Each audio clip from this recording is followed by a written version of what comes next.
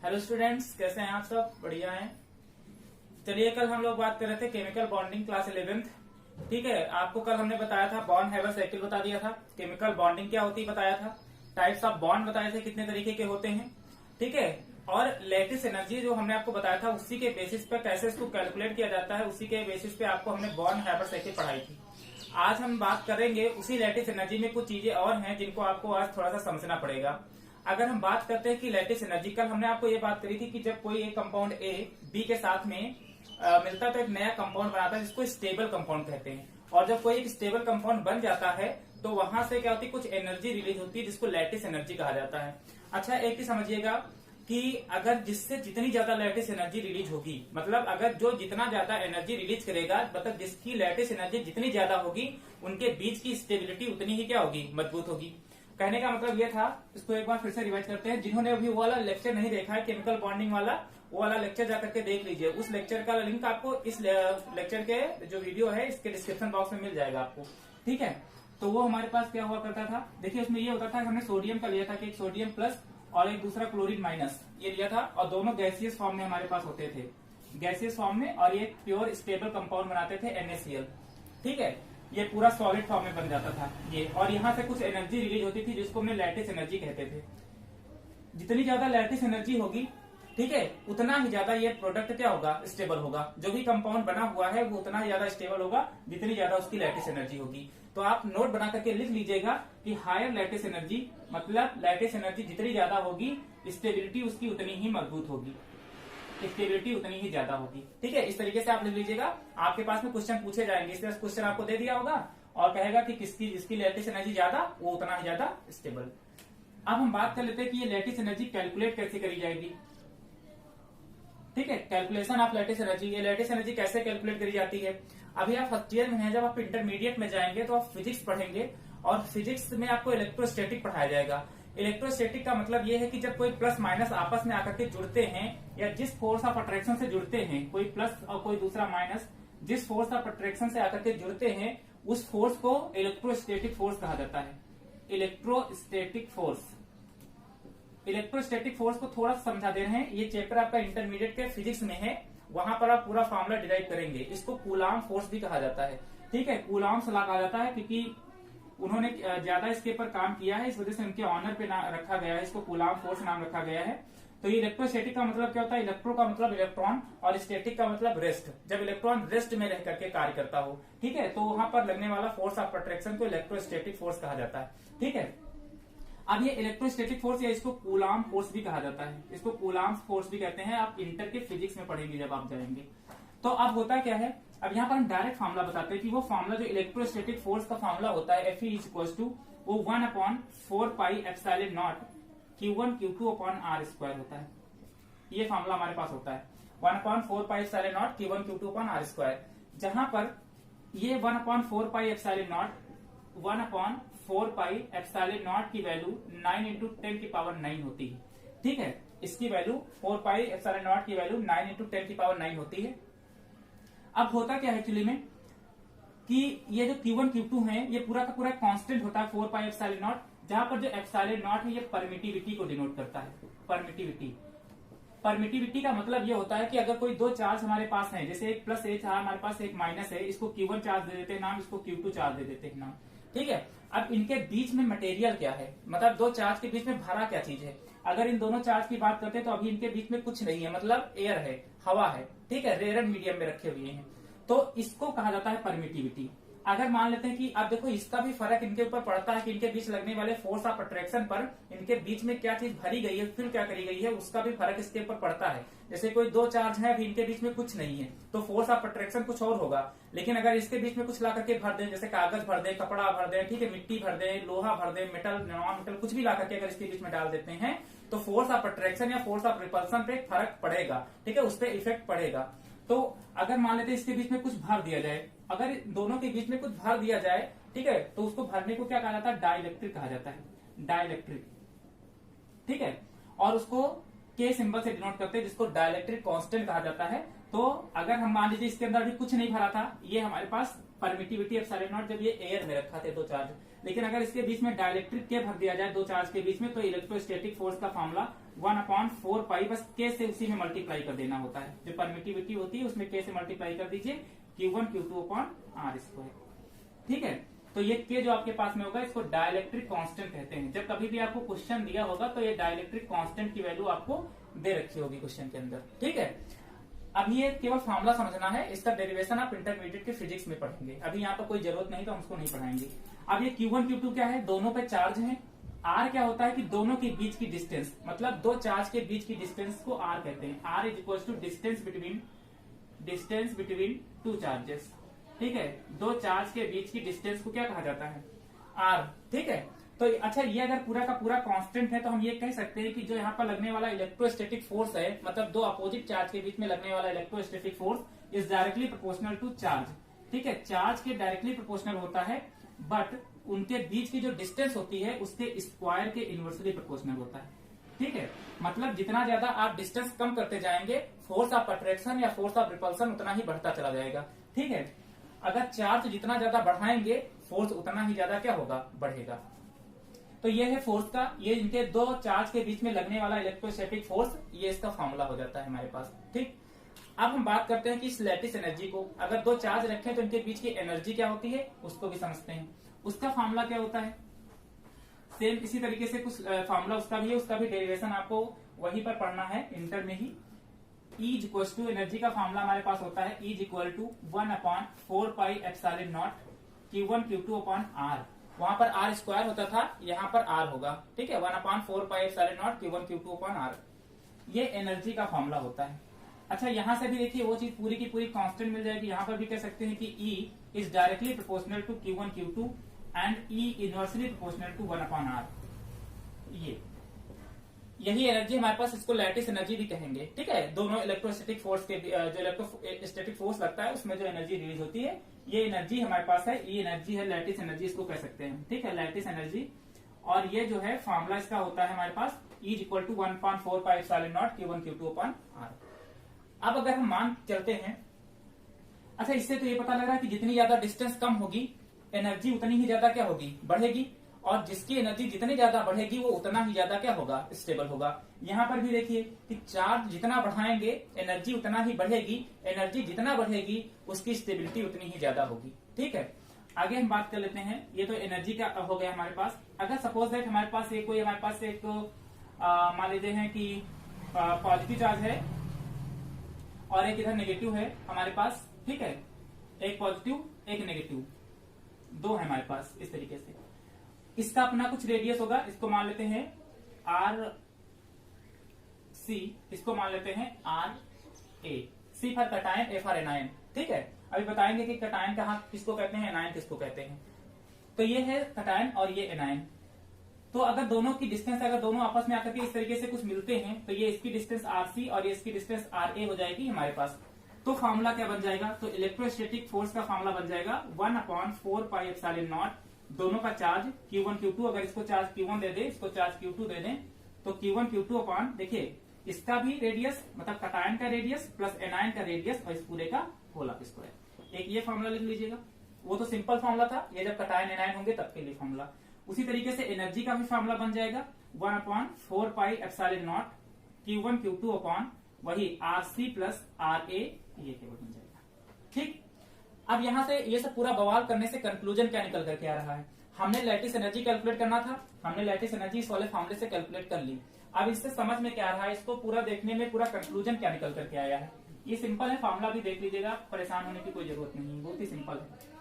तो अब यहाँ से कंक्लूजन ये निकल करके आया, देखिए हमने ये देखा था कि जो हमारे पास इलेक्ट्रोस्टैटिक फोर्स है, दोनों के बीच में लगने वाला electrostatic force is directly proportional to charge. मतलब अगर चार्ज बढ़ाओगे तो फोर्स क्या होगा, बढ़ेगा, दोनों के बीच में फोर्स ऑफ अट्रैक्शन बढ़ेगा। दूसरी बात हम क्या करते हैं, दूसरी एनर्जी की अगर बात करते हैं तो एनर्जी भी क्या है, डायरेक्टली प्रोपोर्शनल टू है किसके, चार्ज के। एनर्जी चार्ज के डायरेक्टली प्रोपोर्शनल है, मतलब जितना ज्यादा चार्ज बढ़ाओगे, ये चीज आपको केवल ध्यान रखनी है, ये जो हम लिख रहे हैं, जितना चार्ज बढ़ाओगे उसकी लैटिस एनर्जी उतनी ही क्या होगी, बढ़ेगी। और जिसकी लैटिस एनर्जी जितनी ज्यादा बढ़ेगी उसकी स्टेबिलिटी उतनी ही क्या होगी, बढ़ेगी, क्योंकि हमने बताया था कि लैटिस एनर्जी बढ़ेगी तो स्टेबिलिटी भी बढ़ेगी। तो ये energy is directly proportional to charge. दूसरा, energy is inversely proportional to ये जो बीच की डिस्टेंस होती है, ठीक है, दोनों चार्ज के बीच की डिस्टेंस। कहने का मतलब ये है कि अगर डिस्टेंस घटाओगे, अगर डिस्टेंस डिक्रीज हो रही है तो लैटिस एनर्जी क्या होगी, बढ़ेगी, और लैटिस एनर्जी बढ़ेगी तो फिर क्या होगा, तो स्टेबिलिटी भी क्या होगी, जो कंपाउंड बना उसकी स्टेबिलिटी भी क्या हो जाएगी, बढ़ जाएगी।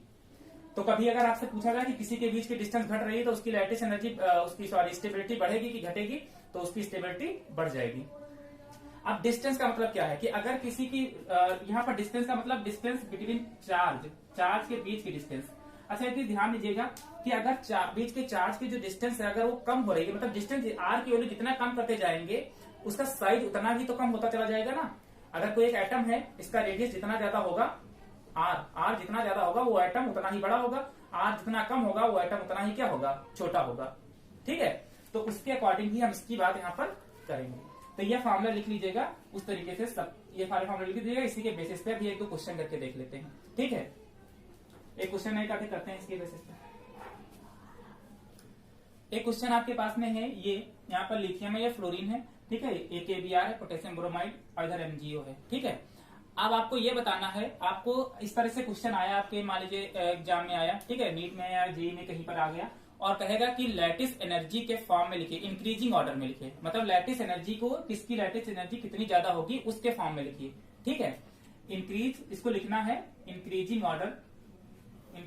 ऑर्डर इन लैटिस एनर्जी, ठीक है। लैटिस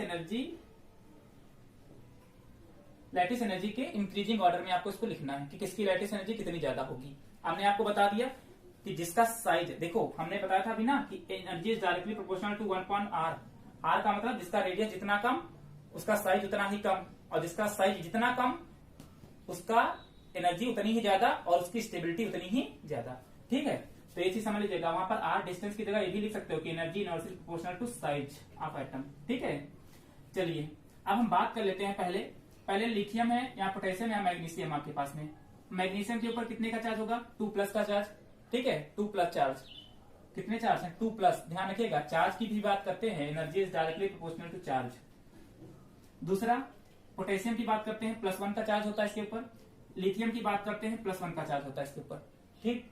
चलिए इसके बेसिस पे अगर देखा जाए तो मैग्नीशियम के ऊपर 2+ चार्ज है, इसके पास प्लस है, इसके पास प्लस है। चार्ज किसके पास ज्यादा है, इसके पास ज्यादा है, मतलब लैटिस एनर्जी किसकी ज्यादा होनी चाहिए, इसकी ज्यादा होनी चाहिए, ठीक है। लेकिन इन दोनों के चार्ज तो सेम है, इन दोनों के चार्ज सेम है, तो किसको आगे रखिए किसको पीछे रखिए। आगे और देख लेते हैं जरा। ऑक्सीजन की बात करते हैं, ये तो कटायन हो गए, अब एनायन की बात कर लेते हैं। ऑक्सीजन के ऊपर -2 चार्ज होगा, ठीक है, ये 2+ देगा, ये 2- एक्सेप्ट करेगा। ब्रोमीन के ऊपर अगर बात करते हैं -1 का चार्ज होता है। फ्लोरीन के ऊपर भी -1, क्योंकि उनकी वैलेंसी कितनी होती है, -1। चलिए तो इस हिसाब से अगर देखा जाए तो अब इसमें भी देखिए 2 है, 2 चार्ज है, माइनस का, इस पे -1 का, इस पे -1 है। अब किसको किस क्रम में रखा जाए, देखिए पहले तो हमको पता कि सबसे ज्यादा जो इंक्रीजिंग ऑर्डर में अगर लिखना है तो अगर सबसे ज्यादा देखा जाए तो सबसे ज्यादा तो मैग्नीशियम का होगा, ये MgO का, ठीक है। चार्ज ज्यादा था तो सबसे ज्यादा इसका हो जाएगा, इसको सबसे ज्यादा इसकी हमारे पास क्या होगी, लैटिस एनर्जी होगी। आए समझ में। अब इन दोनों में देखना है कि किसकी लैटिस एनर्जी ज्यादा होगी। अगर एक बात करते हैं हम तो अगर, अच्छा आप लोगों ने हाई स्कूल में ये तो पढ़ा होगा पीरियोडिक टेबल, और पीरियोडिक टेबल में ये बताया गया है कि अगर आप पीरियोडिक टेबल में ऊपर से नीचे की तरफ आते हैं, अगर पीरियोडिक टेबल में ऊपर से नीचे की तरफ आती हैं तो उसका एटॉमिक साइज बढ़ता है, ठीक है। अगर ऊपर से नीचे की तरफ अगर आप आते हैं, ऊपर से नीचे की तरफ, तो उसका एटॉमिक साइज क्या होता है, बढ़ता है। जबकि आप लेफ्ट से राइट की तरफ जब जाते हैं तो एटॉमिक साइज क्या होता है, घटता है। जैसे हम बात करते हैं तो अगर लिथियम की बात करते हैं तो लिथियम कहाँ होता है, ऊपर, और पोटेशियम कहाँ होता है, नीचे। हेलिना का रब से फरियाद, ठीक है। तो लिथियम ऊपर, पोटेशियम नीचे। तो हमने क्या कहा कि नीचे जाने पर साइज क्या होता है, क्योंकि रेडियस बढ़ती है तो साइज भी क्या होगा, बढ़ेगा। तो पोटेशियम का साइज क्या होगा, ज्यादा होगा, किसके कंपेरिजन में, लिथियम के कंपेरिजन में। मतलब size of potassium is greater than size of lithium, ठीक है। लिथियम के कंपेरिजन में इसका क्या होगा, ज्यादा होगा। तो जिसका साइज ज्यादा उसकी एनर्जी क्या, कम, और जिसका साइज कम उसकी एनर्जी क्या, ज्यादा। तो लिथियम का साइज कम है इससे कंपेरिजन में, तो इसकी लैटिस एनर्जी इसके कंपेरिजन में क्या होगी, ज्यादा होगी। इसके बाद तो इसका मतलब कौन सा लिखेंगे इसके बाद सबसे ज्यादा किसकी होगी, लिथियम की होगी। ठीक है, इसी तरह देखिए क्लोरीन फ्लोरीन ब्रोमीन की भी बात कर लीजिए, उसमें भी देखिए ब्रोमीन फ्लोरीन के नीचे ही आता है। और उसके बाद इसके बाद क्या होगा आपके पास में, केबीआर होगा। तो ये इसको इंक्रीजिंग ऑर्डर मिल जाएंगे, सबसे ज्यादा लैटिस एनर्जी इसकी, उससे कम इसकी और सबसे कम केबीआर की। तो इस तरीके के क्वेश्चन आपके पास में पूछे जाएंगे। ठीक है, चलिए इसको नोट डाउन कर लीजिएगा, आगे थोड़ा सा और बात कर लेते हैं। चलिए अब हम बात कर लेते हैं, ये तो हमने लैटिस एनर्जी की बात कर ली थी, बॉन्ड हाइब्रिड साइकिल की बात हो गई। अब हम बात करते हैं आयनिक कंपाउंड। ठीक है, जो आयनिक बॉन्ड होते हैं उनकी बात करते हैं। अगली हेडिंग डाल लीजिएगा आप लोग, इलेक्ट्रोवायलेंट और आयनिक बॉन्ड। कल आप बॉन्ड की बात कर रहे थे, अब एक एक बॉन्ड को डिस्कस करेंगे हम लोग। ठीक है, पहला ये वाला इलेक्ट्रोवायलेंट और आयनिक बॉन्ड, इसको इलेक्ट्रोवायलेंट बॉन्ड कहिए चाहे तो आयनिक बॉन्ड कहिए। अब ये होते क्या हैं, ठीक है, कुछ स्टेप आपको समझिए। सबसे पहले साइंटिस्ट थे जिनका नाम था हमारे पास कोसेल। ठीक है, मिस्टर कोसेल, इन्होंने सबसे पहले इसकी डिफिनेशन दी है, इन्होंने सबसे पहले इसको ऑब्जर्व किया और आप लोगों के लिए दिक्कत क्रिएट कर दी, मतलब याद करना पड़ेगा, पढ़ना पड़ेगा, है ना, लेकिन ऐसी कोई बात नहीं है, अच्छी बात है। ठीक है, तो ये साइंटिस्ट थे कोसेल, इन्होंने सबसे पहले इलेक्ट्रोवायलेंट या आयनिक बॉन्ड की बात करी है। ठीक है, अब इन्होंने कहा क्या, इन्होंने ये कहा कि कोई एक कंपाउंड ए है हमारे पास, ठीक है, ये रिएक्ट करता है बी के साथ में और इधर कुछ कंपाउंड नया बनाएगा हमारे पास। ठीक है, ए बी कंपाउंड बना लेगा, इधर ए और ये बी, और इनके बीच में एक हमारे पास ए बी के बीच में एक बॉन्ड बन जाएगा ना, और जिस फोर्स ऑफ अट्रैक्शन से जुड़ेंगे वो किस फोर्स ऑफ अट्रैक्शन से जुड़ेंगे, इलेक्ट्रोस्टैटिक फोर्स ऑफ अट्रैक्शन से जुड़ेंगे, इलेक्ट्रोस्टैटिक फोर्स ऑफ अट्रैक्शन। ठीक है, इलेक्ट्रोस्टैटिक फोर्स ऑफ अट्रैक्शन से जुड़ जाएंगे।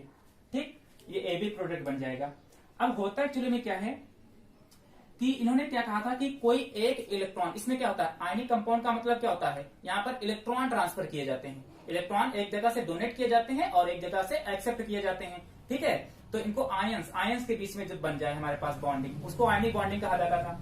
अब मान लीजिए ए इलेक्ट्रॉन यहाँ पर डोनेट कर रहा है, तो अगर ए इलेक्ट्रॉन डोनेट कर रहा है, ठीक है, इसको इलेक्ट्रॉन इसने डोनेट कर दिए और इसने एक इलेक्ट्रॉन क्या कर लिया, एक्सेप्ट कर लिया, तो यहाँ पर अगर इसमें मान लीजिए n इलेक्ट्रॉन थे, तो इसके ऊपर n+1 इलेक्ट्रॉन अगर डोनेट किया तो इसके ऊपर पॉजिटिव का चार्ज आ जाएगा। ठीक है, और इसके ऊपर एक नेगेटिव का चार्ज आ जाएगा, ऐसे करके एक के ऊपर पॉजिटिव का चार्ज और एक के ऊपर नेगेटिव का चार्ज। जिसने डोनेट किया उसके ऊपर पॉजिटिव, जिसने एक्सेप्ट किया उसके ऊपर नेगेटिव चार्ज आ गया। ठीक है, अब होता क्या है, तो इन्होंने पहला अपना अगर बात करते हैं तो पहला इन्होंने डिफिनेशन क्या दी अपनी, पहला ये कहा कि जब कभी भी कोई एक इलेक्ट्रॉन ट्रांसफर होता है किसी दूसरे के पास में, तो टोटली ट्रांसफर होता है, मतलब कंप्लीटली या complete transfer of electrons from one two another. ठीक है, किसी एक एटम से दूसरे एटम पर जब चार्ज ट्रांसफर होते हैं या इलेक्ट्रॉन ट्रांसफर होते हैं तो कंप्लीटली ट्रांसफर होते हैं। ठीक है, पूरी तरीके से क्या हो जाते हैं, ट्रांसफर हो जाते हैं। ठीक है, अच्छा, अगर एक ही समझिएगा कि अगर इलेक्ट्रॉन पूरी तरीके से ट्रांसफर होते हैं, ठीक है, अगर इलेक्ट्रॉन पूरी तरीके से ट्रांसफर हो जाते हैं तो दोनों के बीच में फोर्स ऑफ अट्रैक्शन बहुत ज्यादा हो जाता है। और हमने आपको पहले भी बताया था कि एक स्ट्रॉन्ग फोर्स ऑफ अट्रैक्शन से जुड़ जाते हैं, आयनिक बॉन्ड एक स्ट्रॉन्ग फोर्स ऑफ अट्रैक्शन होता है। तो अगर स्ट्रॉन्ग बॉन्ड बन गया दोनों के बीच में तो इनको तोड़ना बहुत ही ज्यादा मुश्किल हो जाता है। इनका melting point and boiling point भी बहुत ज्यादा क्या हो जाएगा, हाई हो जाएगा। तो तुरंत आप अपने नोट्स में लिख लीजिए कि आयनिक बॉन्ड जो होता है या इलेक्ट्रोस्टैटिक जो फोर्स ऑफ अट्रैक्शन से जुड़ते हैं, ऐसी कंडीशन में ये, क्योंकि फोर्स हमारे पास क्या होता है, एक स्ट्रॉन्ग फोर्स होता है, और अगर फोर्स स्ट्रॉन्ग है तो दोनों के बीच में बॉन्डिंग स्ट्रॉन्ग हो जाएगी, तो melting point and boiling point दोनों क्या हो जाएंगी, बढ़ जाएंगी। ठीक है, इनको तोड़ना मुश्किल हो जाएगा, इसको लिख लीजिएगा। अब हम बात करते हैं completely transfer of electron from one two another, मतलब किसी एक एटम से दूसरे एटम पे इलेक्ट्रॉन कंप्लीटली ट्रांसफर हो जाते हैं। दूसरा क्या हुआ, दूसरा ये कहा गया कि जब कभी भी ये आयनिक बॉन्ड जब बनते हैं तो कभी सेम चार्ज के बीच में नहीं बनेंगे, मतलब अगर पॉजिटिव पॉजिटिव है तो नहीं बनेंगे, नेगेटिव नेगेटिव के बीच में भी नहीं बनेंगे, other different types of atom के बीच में ही क्या बनेंगे, आयनिक कंपाउंड या आयनिक बॉन्ड बनते हैं। ठीक है, एक पॉजिटिव होगा तो दूसरा नेगेटिव होना चाहिए, तभी दोनों में बॉन्ड बनेंगे। ठीक है, तो बॉन्ड लिख लेंगे नेक्स्ट की bond formed between different atom. ठीक है, डिफरेंट एटम का कहने का मतलब डिफरेंट चार्ज पर। ठीक है, डिफरेंट एटम पे ये जो होंगे चार्ज क्या होंगे, बनेंगे, चार्ज अलग अलग होगा तभी ये इलेक्ट्रोस्टैटिक ये आयनिक बॉन्ड फॉर्म होगा। ठीक, तो ये दो हमारे पास थे, तो एक हमने इलेक्ट्रॉन का कंप्लीट ट्रांसफर बताया, दूसरा बॉन्ड जो फॉर्म होंगे दो डिफरेंट आइटम के बीच में फॉर्म होंगे, ठीक है। तीसरी बात कर रहे हैं, तीसरी बात ये कर लेते हैं कि अगर जितने एटम हमारे पास जितने इलेक्ट्रॉन ट्रांसफर हुए हैं या मतलब गेन किए गए हैं, या तो इलेक्ट्रॉन डोनेट किए गए हैं या तो इलेक्ट्रॉन गेन किए गए हैं, ये इसकी इलेक्ट्रोवैलेंसी डिनोट करती है, ठीक है। मतलब द नंबर ऑफ गेन और donate electrons shows its electrovalency, ठीक है। ये इसकी इलेक्ट्रोवैलेंसी को डिनोट करेगा, ठीक है। कितने इलेक्ट्रॉन ट्रांसफर हुए, कितने इलेक्ट्रॉन आए हैं, ये इसकी इलेक्ट्रोवैलेंसी को क्या करेगा, डिनोट करेगा। नेक्स्ट चीज समझते हैं, इसको ऊपर मिटा। अगला देखिए, चौथा स्टेप हमारे पास क्या है, ये तीन आपको समझ में आए। चौथा क्या है, चौथा ये है कि जिसकी इलेक्ट्रोनेगेटिविटी जितनी कम होगी, मतलब लेस इलेक्ट्रोनेगेटिविटी शो करेगी, सोस कटायन, ठीक है। वो कटायन बताइए, जो कटायन, ठीक है, जिसकी जितनी इलेक्ट्रोनेगेटिविटी कम उनको कटायन कहा जाएगा, ठीक है। दूसरा मोर इलेक्ट्रोनेगेटिविटी सोस एनायन, ठीक है, वो एनायन को शो करेगा, ठीक है। तो ये कटायन और ये एनायन, ठीक है। कटायन मतलब पॉजिटिव, इसका मतलब नेगेटिव। अभी पॉजिटिव नेगेटिव यहाँ पर समझ लेते हैं, लेकिन इसका एक्चुअली मतलब पॉजिटिव नेगेटिव नहीं होता। अभी कटायन का मतलब प्लस, एनायन का मतलब माइनस, ठीक। अब एक चीज और यहाँ पर थोड़ा सा समझ लीजिएगा, लिखते भी रहिएगा आप लोग। देखिए, ये है कटायन और ये एनायन। हमेशा ध्यान रखिएगा कि जो कटायन का साइज होगा वो छोटा होता है किसके कंपेरिजन में, एनायन के कंपेरिजन में। एनायन का साइज बहुत बड़ा होता है कटायन के कंपेरिजन में, ठीक है। क्योंकि कटायन में एक तो न्यूक्लियस होता है छोटा सा, प्लस होता है, छोटा साइज होता है, और इसके अंदर बहुत सारे इलेक्ट्रॉन होते हैं, ठीक है। इसके चारों चक्कर लगाते रहते हैं इसमें। तो ये बहुत सारे इलेक्ट्रॉन का मतलब ये तो हमको अलग अलग इलेक्ट्रॉन तो दिखाई नहीं पड़ेगा। अब एक वायर के अंदर इलेक्ट्रॉन फ्लो करते हैं तो हम तो उसमें गिन तो पाएंगे नहीं, भैया एक इलेक्ट्रॉन चला गया, दूसरा जा रहा है, तीसरा जा रहा है, ठीक है। तो इलेक्ट्रॉन को हम इलेक्ट्रॉन क्लाउड कह देते हैं, बादल की तरह पूरा छाए रहते हैं सब तरफ से इलेक्ट्रॉन क्लाउड, ठीक है। तो इसे ध्यान रखिएगा कि एनायन का जो साइज होता है ये हमेशा कटायन से बड़ा होता है, ठीक। चलिए, ये समझ में आ गया। अब हुआ क्या इसमें कि इसमें एक दिक्कत क्रिएट हो गई आयनिक बॉन्ड में। हमने आयनिक बॉन्ड में क्या कहा कि कंप्लीटली ट्रांसफर होता है इसको, ठीक है। इलेक्ट्रॉन का ट्रांसफर कंप्लीटली होता है। दूसरी बात होती है कोवेलेंट बॉन्ड। अब कोवेलेंट बॉन्ड का मतलब क्या है, कोवेलेंट बॉन्ड का मतलब इलेक्ट्रॉन की शेयरिंग इक्वल हो, जो लुईस लॉ को फॉलो करते हो। मतलब जितना इलेक्ट्रॉन ये इसको ट्रांसफर करे उतना ही इलेक्ट्रॉन ये इसको ट्रांसफर करे, मतलब दोनों के बीच में बॉन्डिंग जो इलेक्ट्रॉन की शेयरिंग होनी चाहिए वो इक्वल होनी। आयनिक बॉन्ड तो आयनिक बॉन्ड अलग, कोवेलेंट बॉन्ड अलग। अब होता क्या था, हुआ क्या इसमें कि कुछ एक्सपेरिमेंट में ये देखा गया, हमने क्या देखा कि देखिए कोवेलेंट बॉन्ड में क्या होता है कि कोवेलेंट बॉन्ड में इलेक्ट्रॉन की शेयरिंग होती है। अगर इलेक्ट्रॉन की शेयरिंग होती है तो बीच में लगने वाला फोर्स ऑफ अट्रैक्शन इतना ज्यादा नहीं हो पाता है, किसके कंपेरिजन में, आयनिक कंपाउंड के कंपेरिजन में। जो आयनिक हमारे पास कंपाउंड होते हैं, जो आयनिक बॉन्ड होते हैं, वो ज्यादा स्ट्रांग होते हैं किसके कंपेरिजन में, कोवेलेंट बॉन्ड के। क्योंकि कोवेलेंट बॉन्ड के बीच में लगने वाला इलेक्ट्रोस्टैटिक फोर्स इतना स्ट्रांग नहीं होता है, ठीक है। वो बॉन्ड स्ट्रांग नहीं होता इतना ज्यादा। तो उसमें होता क्या कि उसका मेल्टिंग पॉइंट, बॉइलिंग पॉइंट भी इतना ज्यादा स्ट्रांग नहीं होगा इसके कंपेरिजन में, ठीक है, कोवेलेंट बॉन्ड का। लेकिन अगर हम इसी में बात करते हैं आयनिक बॉन्ड में, तो देखा गया कि कुछ आयनिक बॉन्ड ऐसे थे, जैसे हम बात कर लेते हैं NaBr की बात कर लेते हैं, सोडियम ब्रोमाइड की बात कर लेते हैं, और AlCl2 की बात कर लेते हैं, ठीक है, एल्युमिनियम डाइक्लोराइड ये से आपके पास में, ठीक है, और NaBr।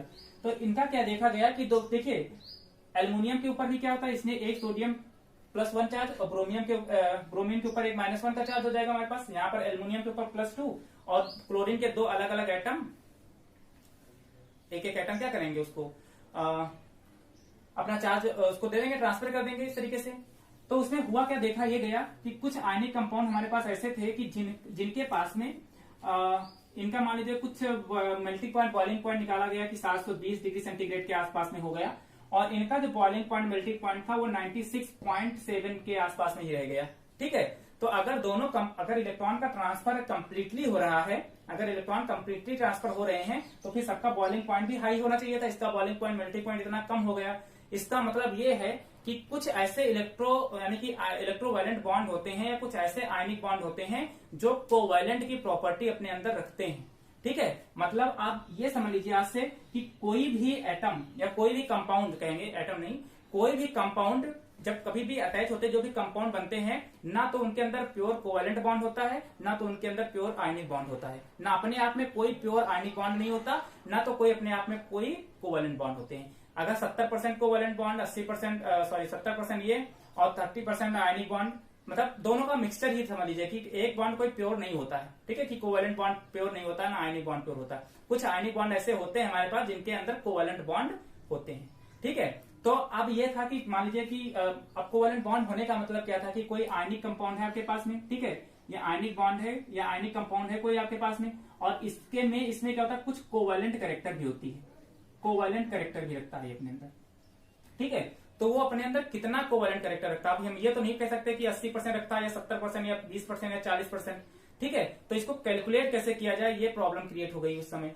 तो हुआ क्या कि ये कोवेलेंट मतलब कुछ आयनिक कंपाउंड ऐसे नजर आए जिनके अंदर कोवेलेंट कैरेक्टरिस्टिक नजर आ रही थी, मतलब कोई प्योर फॉर्म में आयनिक कंपाउंड नहीं थे। तो इसमें हुआ क्या कि इसमें उस समय एक चैलेंज हो गया कि कैसे कैलकुलेट किया जाए। तो एक साइंटिस्ट थे फजान, जिनका नाम था, तो फजान रूल आपको पढ़ना पड़ेगा।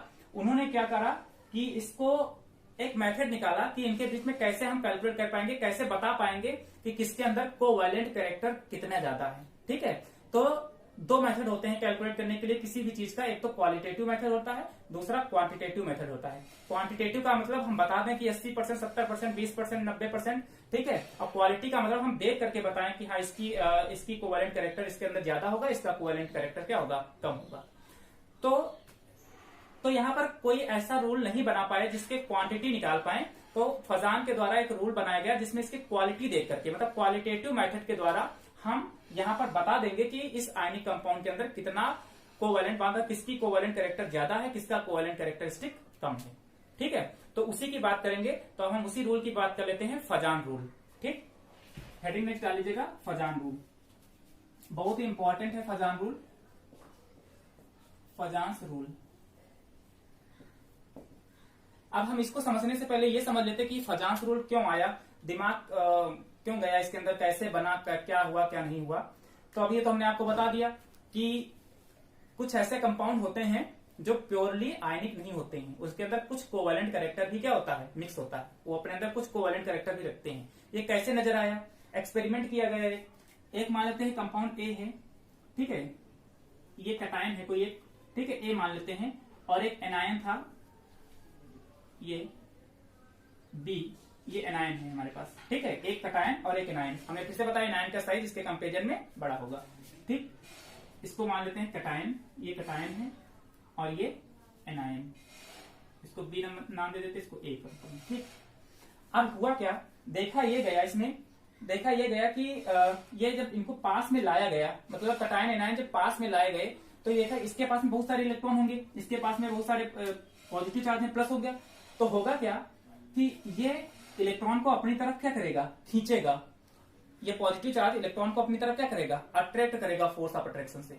तो नजर ये आया कि देखो ये एक्चुअली में किस शेप में है, एक स्फीयर शेप में है। लेकिन जैसे जैसे इसको पास में लाया गया तो देखा क्या गया कि इसका एक सिरा उसकी सूरत खराब हो गई। सूरत खराब होने का मतलब क्या था, ये स्फीयर शेप ही नहीं रह गया, कुछ डी शेप में हो गया। मतलब डी शेप का मतलब ये अपना शेप ही बदल ले गया। कैसे, और पूरा पार्ट नहीं बदला, ऐसे बदला। ये पॉजिटिव था हमारे पास, ये कैटायन, तो देखा ये गया कि ये धीरे धीरे करके, मतलब जितना देखो ये पॉजिटिव चार्ज के पास प्लस होंगे तो जितने भी इलेक्ट्रॉन थे सब इस तरफ ट्रांसफर होने लगे, एक कोने में आने लगे इधर। तो ये वाला पार्ट थोड़ा सा क्या हो गया, ये वाला पार्ट थोड़ा सा इधर की तरफ, इसकी तरफ अट्रैक्ट होने लगा। तो ये कुछ ऐसे ना बन करके ये कुछ इस तरीके से बन गया, ऐसे करके इसका स्ट्रक्चर कुछ ऐसे बन गया। अब इसका स्ट्रक्चर ऐसे बनने का मतलब क्या हो गया, अब देखो इसका शेप ही बदल गया पूरा ये। तो अब इसमें हुआ क्या कि जितने भी माइनस चार्ज थे तब कहाँ इकट्ठा हो गए, यहाँ पर। तो ये शेप धीरे धीरे करके अगर इस तरीके से बदल रहा है तो मतलब ये प्लस माइनस को अपनी तरफ क्या कर रहा था, अट्रैक्ट कर रहे थे इस तरीके से। तो इसमें ये देखा गया कि अगर माइनस चार्ज इधर की तरफ सब अट्रैक्ट होने तो इसमें माइनस की कुछ कमी होने लगी। ठीक है, तो इसका मतलब ये था कि इसमें ये देखा गया कि प्लस माइनस है तो आयनिक कंपाउंड तो है ही बन रहे हैं, अट्रैक्ट हो रहे हैं, लेकिन कुछ इलेक्ट्रॉन इसकी तरफ जा रहे हैं। ठीक है, मतलब इलेक्ट्रॉन इसकी तरफ सबके देखो एक जगह पर इकट्ठा हो गए, और ये शेप बदलने का कारण इसका यही हुआ कि अगर ये शेप इस तरीके से हो गया तो ये सारे इलेक्ट्रॉन कहाँ पहुंच गए, इधर। ठीक है, ज्यादातर इलेक्ट्रॉन अगर इधर पहुंच गए तो इसका मतलब क्या हो गया कि यहाँ पर इलेक्ट्रॉन की शेयरिंग होना स्टार्ट हो गई। ठीक है, आप देखने को ये मिला कि यहाँ पर कुछ इलेक्ट्रॉन क्या हो रहे हैं, ऐसा देखने में लग रहा है कि कुछ इलेक्ट्रॉन इससे के साथ में शेयर हो रहे हैं। ठीक है। तो अगर बात यहाँ पर प्लस माइनस की हो रही थी तो बॉन्ड तो आयनिक बनना चाहिए था, लेकिन अगर ये शेप बदल रहा है और ये इलेक्ट्रॉन कुछ इधर आ रहे हैं, मतलब इनका शेप चेंज हो रहा है, मतलब ये इलेक्ट्रॉन भी कुछ क्या कर रहा है, शेयर कर रहा है। तो इसी आयनिक बॉन्ड के अंदर कुछ कोवैलेंट कैरेक्टरिस्टिक भी आकर के क्या हो गई, चली आई, घुस गई। ठीक है। तो इसको निकालने के लिए फिर फजान ने अपना एक रूल दिया, इसको फजांस रूल कहा जाता है। ठीक है। अब इसको समझते हैं कि क्या क्या कंडीशन इसमें होगी जहां पर, अच्छा इसको कहते क्या है, इसको भी समझ लेते हैं कि जब ये अपना शेप चेंज कर रहा है, इलेक्ट्रॉन सारे इधर की तरफ आ रहे हैं, इस प्रोसेस को कहा जाता है पोलराइजेशन। इसको बहुत ही इंपॉर्टेंट ये टर्म है, इसको बहुत ही इंपॉर्टेंट से समझिएगा कि ये जब शेप अपना चेंज कर रहा है, जो इलेक्ट्रॉन इस तरफ आ रहे हैं, इस प्रोसेस को पोलराइजेशन कहा जाता है। ठीक है, पोलराइजेशन हो रहा है यहाँ पर। अब कर देखो क्या रहा है, देखो पोलराइज हो कौन रहा है, पोलराइज कौन हो रहा है, ये एनायन। ठीक है, और कर कौन रहा है पोलराइज, ये कटायन। तो जो पोलराइज कर रहा होता है, मतलब इसके पास में क्षमता है इसको पोलराइज करने की, इस वजह से इसको क्या, इसके पास में क्या होती है, जो कटायन होता है, ये जो कटायन होता है इसके पास में होती है पोलराइजिंग पावर। ठीक है, पोलराइजिंग पावर। तो अगर पोलराइजिंग पावर पूछा जाए किसके पास में होती है, तो कटायन के पास में पोलराइजिंग पावर होती है। ठीक है, इसके पास में पोलराइजिंग पावर ज्यादा होती है। अब यही आपको कैलकुलेट करना है कि किस तरीके से पोलराइजिंग पावर किसकी ज्यादा होगी। ठीक है, तो कटायन की पोलराइजिंग पावर इसके पास में होती है, क्योंकि ये इसको अपनी तरफ क्या करता है, पोलराइज करता है। तो ये पोलराइज करता है तो इसके पास पोलराइजिंग पावर। ठीक है, और ये पोलराइज होता है, ये पोलराइज होता है। तो जो पोलराइज होता है, यानी कि जो एनायन है, अगर ये पोलराइज होता है तो इसको क्या कहते हैं, तो इसको कहते हैं पोलराइज एबिलिटी। ठीक है, एबिलिटी एनायन के पास में होती है पोलराइज एबिलिटी, और इसके पास में क्या होती है, पोलराइजिंग पावर। तो ये दोनों डेफिनेशन अपने तरीके से लिख लीजिएगा अपनी लैंग्वेज में कि एनायन के पास में पोलराइजेबिलिटी और इसके पास कटायन के पास में पोलराइजिंग पावर। मतलब जो पोलराइज करता है उसके पास में पोलराइजिंग पावर, और जो पोलराइज्ड होता है उसको क्या कहते हैं, पोलराइजेबिलिटी। ठीक है, अब एनायन ही हमेशा क्या होगा, पोलराइज होगा, और करेगा कौन इसको पोलराइज, कटायन करेगा। ठीक है, अब यही पोलराइजिंग पावर आपको पहचानिए कि कौन कौन सी कैरेक्टरिस्टिक है ऐसी। ठीक है, जिसके कारण किसकी पोलराइजिंग पावर कितनी ज्यादा होगी, कौन कितना कम होगा, कौन कितना ज्यादा। अब जिसकी पोलराइजिंग पावर जितनी ज्यादा होगी, जिसकी पोलराइजिंग पावर जितनी ज्यादा होगी, इसका मतलब उसके अंदर कोवैलेंट कैरेक्टर उतना ही क्या है, ज्यादा है। ठीक है, तो उसको समझना है, कोवैलेंट कैरेक्टर जिसका ज्यादा उसकी पोलराइजिंग पावर भी क्या, ज्यादा। अब किसका क्या, कैसे क्या, कौन बढ़ेगा कौन घटेगा, तो उसके बेसिस पर हम बताएंगे कि पोलराइजिंग पावर बढ़ेगी कि घटेगी, या कोवैलेंट कैरेक्टर बढ़ेगा कि घटेगा। ठीक है, चलिए फजान रूल बढ़ते हैं।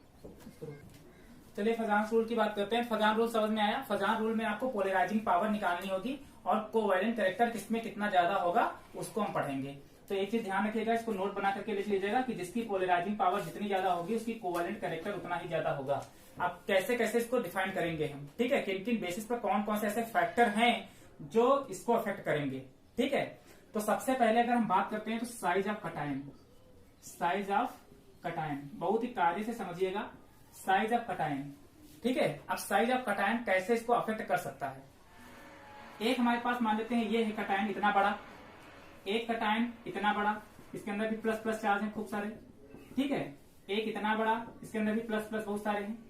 अब आपको ये बताना है कि किसमें इतने हमारे पास है, तीन चीजें हमने दे दी है, ए दे दिया, बी दे दिया और सी कह दिया, और आपको बताना है कि किसका, इसका साइज कुछ और है, इसका साइज ये, इसका साइज सबसे छोटा है, तो पोलराइजिंग पावर किसकी ज्यादा होगी। कि अगर हम साइज ऑफ कटायन की बात करते हैं तो जो कटायन जितना छोटा, फोर्स ऑफ अट्रैक्शन उतना ही ज्यादा, पोलराइजिंग पावर उतनी ही ज्यादा, तो उसका कोवैलेंट कैरेक्टर उतनी ही क्या होगी, ज्यादा होगी। ठीक है, पहले चलिए बात कर लेते हैं पीरियोडिक टेबल में पहले वाले ग्रुप की बात कर लेते हैं। हेलिना का रफ से फरियाद है, हाइड्रोजन को छोड़ो, उसका भी स्थान निर्धारित नहीं है।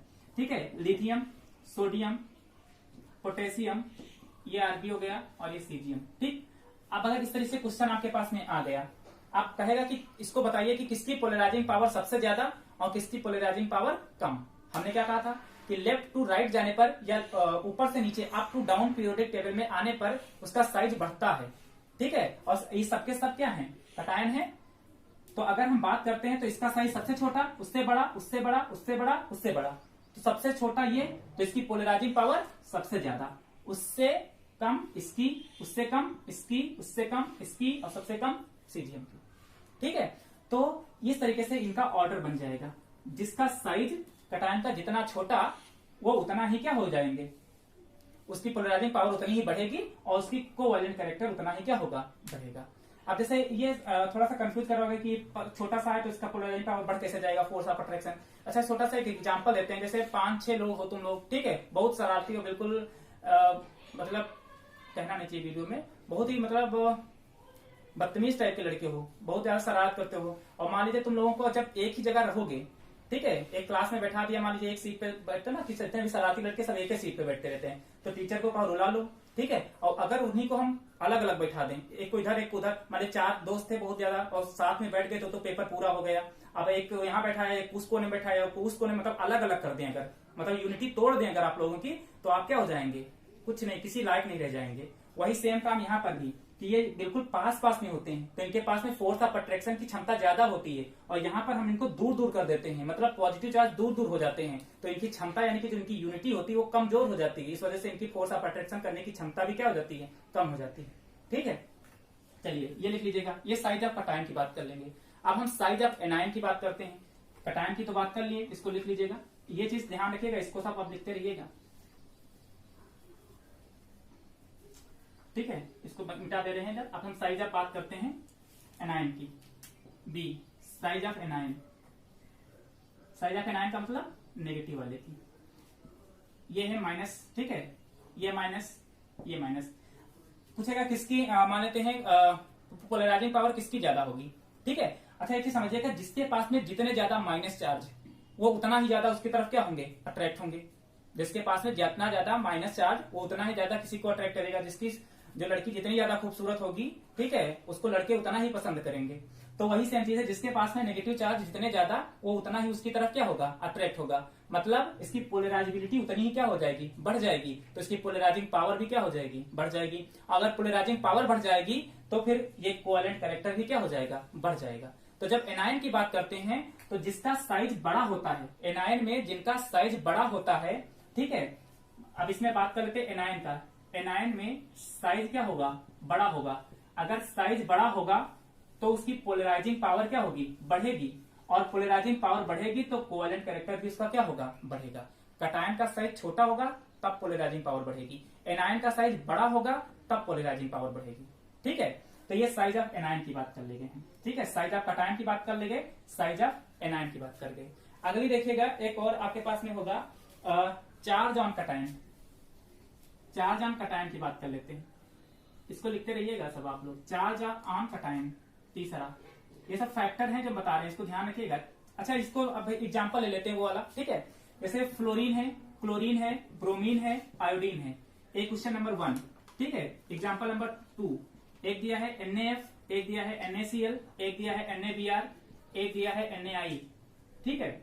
इस तरह से क्वेश्चन आया, कहेगा बताइए इसको इंक्रीजिंग ऑर्डर में लिखिए पोलराइजिंग पावर को, ठीक है, किसकी पोलराइजिंग पावर कितनी ज्यादा होगी, ठीक है, या किसी का कोवैलेंट कैरेक्टर किसका ज्यादा होगा। तो अगर हम बात करते हैं फ्लोरीन, क्लोरीन, ब्रोमीन, आयोडीन में, तो फ्लोरीन सबसे ऊपर पड़ता है, फिर क्लोरीन, फिर ब्रोमीन, फिर आयोडीन, ठीक है। तो फ्लोरीन का, अब नीचे जा रहे हैं ना हम, ये से जाएंगे तो नीचे तो जा रहे हैं हम पीरियोडिक टेबल में नीचे की तरफ, तो इसका साइज सबसे कम, उससे छोटा, उससे छोटा, सबसे छोटा, और सब पे माइनस चार्ज होता है सबके ऊपर, ऐसे करके। तो सबसे ज्यादा अगर बात करें फ्लोरीन, ये इसका साइज सबसे छोटा होना है एनायन का, तो इसकी पोलराइजिंग पावर उतनी ही कम। ये उससे बड़ा, ये तो आयोडीन की क्या हो जाएगी, क्योंकि इसका साइज सबसे बड़ा एनायन का, तो इसका पोलराइजिंग पावर भी उतना बड़ा, तो इसकी कोवैलेंट कैरेक्टर भी उतनी ज्यादा। अगर इसमें हम बात करते हैं तो वही सेम काम यहाँ पर भी है, कि अगर NaF है, NaCl है, NaBr है, और ये सोडियम आयोडाइड, तो ये आपका सब, इसकी पोलराइजिंग पावर सबसे ज्यादा, उससे कम इसकी, उससे कम इसकी, और सबसे कम किसकी, NaF की, ठीक है। चलिए इसको भी नोट डाउन कर लीजिएगा इसके अकॉर्डिंग। नेक्स्ट बात कर लेते हैं हम चार्ज ऑन कटायन, ठीक है। तीसरा चार्ज ऑन कटायन, मतलब जिसके ऊपर कितना चार्ज होगा उसकी बात कर लेते हैं। देखिए ये चीज ध्यान रखिएगा, जैसे मान लीजिए कोई एक एटम है जिसके ऊपर +2 है, किसी के ऊपर +1 है, किसी के ऊपर +3 है, किसी के ऊपर +4 है, इस तरीके से है मान लेते हैं, ठीक है। जितना ज्यादा चार्ज होगा, अगर किसी के पास जितना ज्यादा चार्ज होगा उसकी पोलराइजिंग पावर उतनी ही क्या होगी, अधिक होगी। ये तो आप कॉमन सेंस से समझ सकते हैं आप, कि जिसके अंदर जितना ज्यादा चार्ज उसकी पोलराइजिंग पावर उतनी ही ज्यादा, ठीक है, और जिसकी पोलराइजिंग पावर जितनी ज्यादा वो उतना ही ज्यादा क्या होगा, कोवैलेंट कैरेक्टर रख रहा होगा अपने अंदर। तो इसको भी ध्यान रखिएगा कि जितना ज्यादा चार्ज मतलब हायर चार्ज, हायर या मोर चार्ज लिख लेते हैं, more charge on cation, more polarising power and more covalent characters. ठीक है, उसके अंदर उतना ही ज्यादा कोवैलेंट कैरेक्टर होगा। ठीक, ये साइज ऑफ सॉरी ये हमने चार्ज ऑन कटायन की बात कर ली। ठीक, इसको समझ लीजिएगा। और हम बात करते हैं इसके बाद इलेक्ट्रॉनिक कॉन्फ़िगरेशन ऑफ कटायन की बात कर लेते हैं। Next electronic configuration of cation, electronic, इसके बेसिस पे भी बात कर लेते हैं ये भी, क्योंकि इस पे ये भी जो है इफेक्ट करता है। Electronic configuration of cation. ठीक है, कटायन के इलेक्ट्रॉनिक कॉन्फ़िगरेशन के बेसिस पर भी इसको समझ लेते हैं। इसको एक और नाम से भी जाना जाता है इलेक्ट्रॉनिक कॉन्फ़िगरेशन से। ये सब बहुत ही सिंपल है, इसको लिखते रहिएगा, कोई दिक्कत नहीं। ठीक है, इसको एक और नाम से जानते हैं स्यूडो इनर्ट कह लीजिए इसको, नोबल गैस कॉन्फ़िगरेशन। ठीक है, इसको इस नाम से भी जानते हैं हम लोग। ठीक है, pseudo inert noble gas configuration, या तो इसको ये कह लीजिए। इसके बेसिस पे क्या होता है, एक ही समझिएगा पहले स्यूडो का मतलब क्या होता है। स्यूडो को हिंदी में कहते हैं छदम। ठीक है, छदम, इसको हिंदी में छदम कहते हैं। और छदम का मतलब होता है धोखा, झूठ, फरेब। ठीक है, तो ये जो स्यूडो यहाँ पर लगा, जिसके आगे स्यूडो लगा है, मतलब वो पूरी तरीके से बकवास का मतलब ना के बराबर, कुछ है ही नहीं जिंदगी में वो। ठीक है, मतलब वो धोखा है।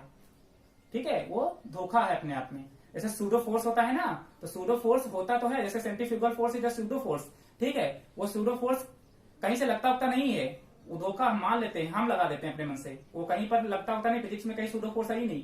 ठीक है, सूडो फोर्स का मतलब, सूडो का मतलब जो कहीं पर हो ही ना, जिसका अस्तित्व ही ना हो कोई। ठीक है, उसको सूडो कहते हैं। तो ये है हमारे पास सूडो, इसको भी समझेंगे बाद में, तो फिजिक्स पढ़ेंगे उसमें, इसमें भी समझिए। अब pseudo inert noble gas configuration का मतलब क्या होता है, जिनके आउटर मोस्ट क्लास में, ऐसे हमारे पास एलिमेंट्स जिनके outer most class NH2, NP6, ND10 को फॉलो करते हो कॉन्फ़िगरेशन में। ठीक है, NH2, NP6, ND10 को फॉलो करते हो। ठीक है, जितना ये जो फॉलो करता होगा उसका पोलराइजिंग पावर उतनी ही क्या होगी, ज्यादा होगी। जिसका कॉन्फ़िगरेशन ये फॉलो करता हो, जिसके आउटर मोस्ट क्लास में कुछ ये आ जाए, इसका आने का मतलब जानते हो क्या होता है, 10, 6, 16 और 2, 18। मतलब जिसके आउटर मोस्ट क्लास में 18 इलेक्ट्रॉन हो गए हैं, जिसके आउटर मोस्ट क्लास में 18 इलेक्ट्रॉन हैं आयन बनने के बाद। ठीक है, उनकी पोलराइजिंग पावर उतनी ही क्या होती है, ज्यादा होती है, और उनका कोवैलेंट कैरेक्टर उतना ही क्या होगा, ज्यादा होगा। मतलब इलेक्ट्रॉनिक कॉन्फ़िगरेशन का मतलब सिंपल सा ये समझिए कि लास्ट आउटर मोस्ट क्लास में अगर 18 इलेक्ट्रॉन हैं तो उसकी पोलराइजिंग पावर बढ़ेगी, और पोलराइजिंग पावर बढ़ेगी तो कोवैलेंट कैरेक्टर बढ़ेगा। ठीक है, चलिए एक एग्जांपल ले लेते हैं जिंक का, या उससे पहले ले लेते हैं कॉपर। ठीक है, कॉपर का एटॉमिक नंबर कितना होता है, कितना होता है, 29 कॉपर का। ठीक है, कॉपर का एटॉमिक नंबर 29। चलिए इसकी बात कर लेते हैं।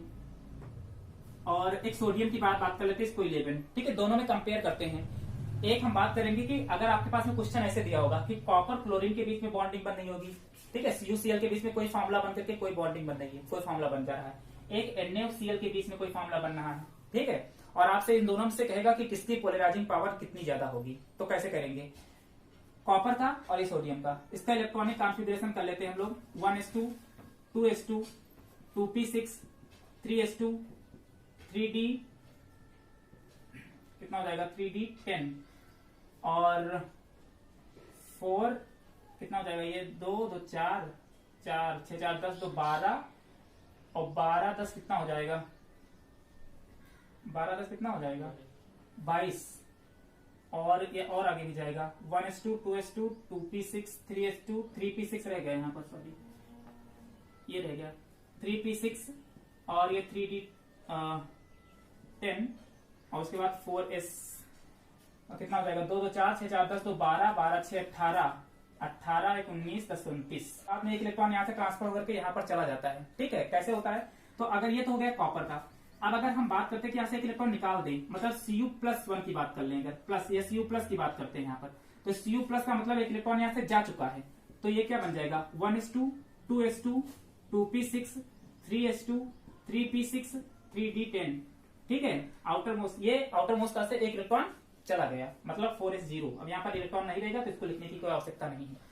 तो जब अगर हम कॉपर प्लस की बात करते हैं तो देखिए ये 3 आउटर मोस्ट क्लास में कितने इलेक्ट्रॉन, देखिए ये ns2 np6 nd10 को फॉलो कर रहा है, ठीक है। आउटर मोस्ट क्लास में कितने इलेक्ट्रॉन 18। अगर कॉपर आयन की बात करते हैं आउटर मोस्ट क्लास में कितने इलेक्ट्रॉन 18 इलेक्ट्रॉन, ठीक है।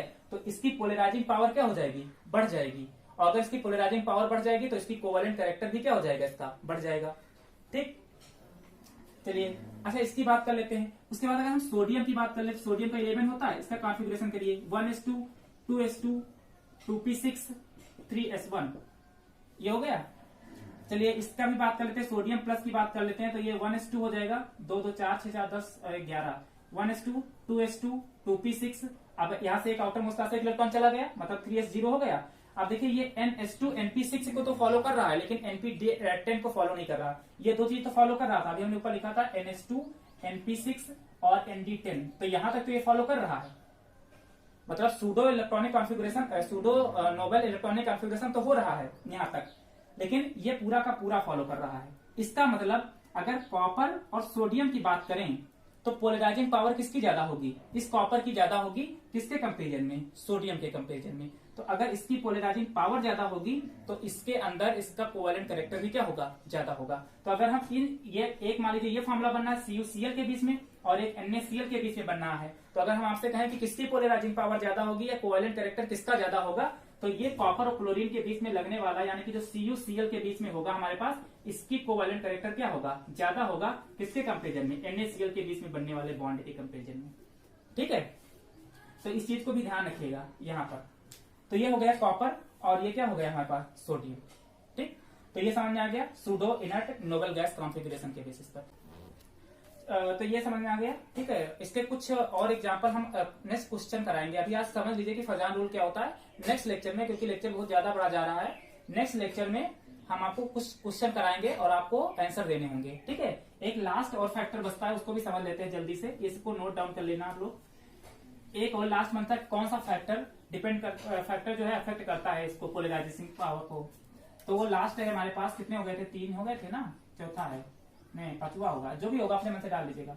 नेचर ऑफ सॉल्वेंट, ठीक है, नेचर ऑफ सॉल्वेंट। अब नेचर ऑफ सॉल्वेंट का मतलब क्या होता है, सॉल्वेंट और सोल्यूट, ठीक है। सॉल्वेंट देखिए कुछ 2 तरह के सॉल्वेंट होते हैं, एक पोलर सॉल्वेंट होते हैं, एक नॉन पोलर सॉल्वेंट होते हैं।